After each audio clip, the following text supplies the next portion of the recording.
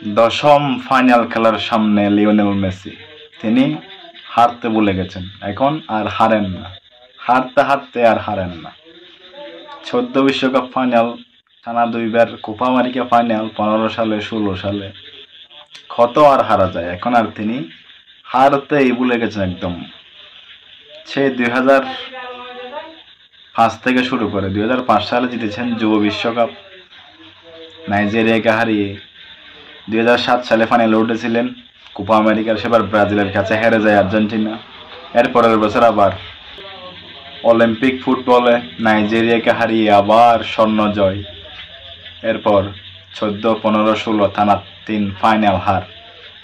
এরপরে এসে 21 সালে ব্রাজিলকে হারিয়ে মারাকানায় কোপা আমেরিকা দিয়ে শুরু। 22 সালে ইউরো চ্যাম্পিয়ন ইতালিকে হারিয়ে আবার চ্যাম্পিয়ন।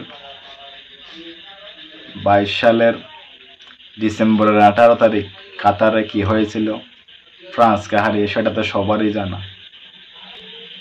24 সালে সে আবার আরো একবার চ্যাম্পিয়ন হওয়ার হাতছানি লিওনেল মেসির সামনে।